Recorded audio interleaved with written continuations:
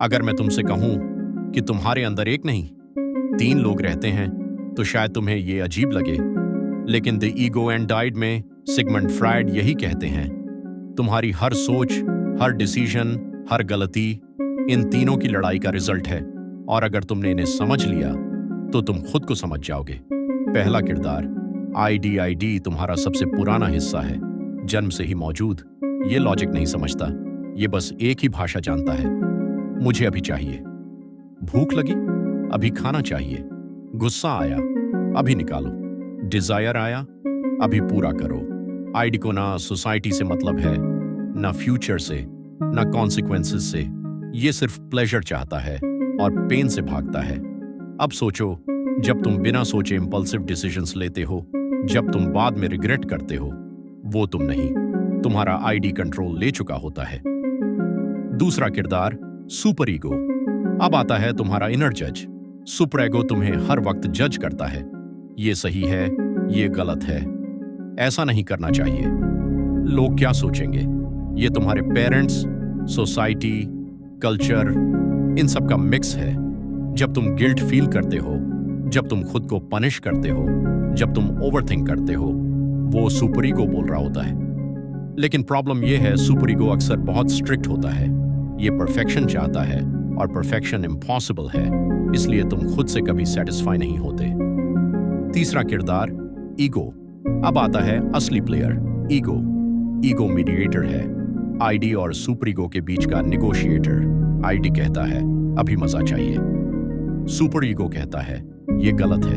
Ego कहता है ठीक है, ऐसा करते हैं कि बैलेंस बन जाए। ईगो रियलिटी समझता है, ये प्रैक्टिकल है। लेकिन जब ईगो वीक होता है, तब या तो आईडी जीत जाता है या सुपर ईगो, और दोनों ही केसेस में तुम्हारी लाइफ अनस्टेबल हो जाती है। असली बैटल तुम्हारे अंदर। अब इमेजिन करो तुम डाइट पर हो। आइड, यार पिज्जा खा लेते हैं। सुपर ईगो, तुम कभी डिसिप्लिन्ड नहीं बन सकते। ईगो, शायद थोड़ा खा लेते हैं या स्किप कर देते हैं। यही डिसीजन बनता है हर छोटी चीज में। ये तीनों लड़ रहे हैं। जब तुम प्रोक्रेस्टिनेट करते हो, आईडी जीतता है। जब तुम खुद को अननेसेसरली पनिश करते हो, सुपर ईगो जीतता है। जब तुम बैलेंस डिसीजन लेते हो, ईगो स्ट्रांग होता है।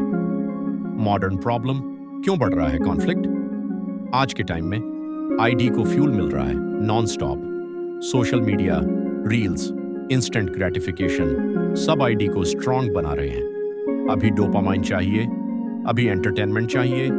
दूसरी तरफ सुपर ईगो भी ओवर एक्टिव हो गया है। Comparison, validation, expectations. तुम पीछे रह गए, तुम इनफ नहीं हो, और बीच में तुम्हारा ईगो क्रश हो रहा है। इसलिए एंजाइटी, ओवरथिंकिंग, कंफ्यूजन बढ़ रहा है। सॉल्यूशन, ईगो को स्ट्रांग कैसे बनाएं? फ्रॉइड का सिंपल आंसर है अवेयरनेस। पहचानो अभी कौन बोल रहा है।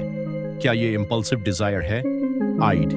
क्या ये गिल्ट या फियर है? Super ego. या ये बैलेंस डिसीजन है? ईगो जैसे ही तुम ये पहचान लेते हो, तुम ऑटोमेटिक मोड से निकल जाते हो।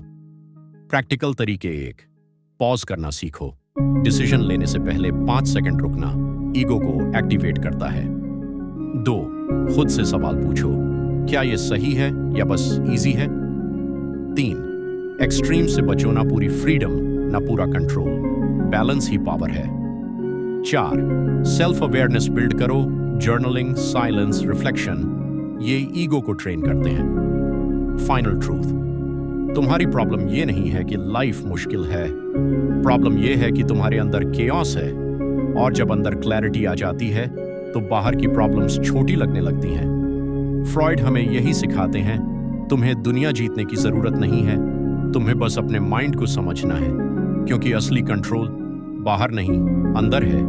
अगली बार जब तुम कंफ्यूज हो या खुद से लड़ रहे हो, बस एक चीज याद रखना, ये तुम नहीं हो, ये तुम्हारे अंदर के 3 किरदार हैं। और जैसे ही तुम ऑब्जर्वर बन जाते हो, तुम प्लेयर नहीं, गेम मास्टर बन जाते हो।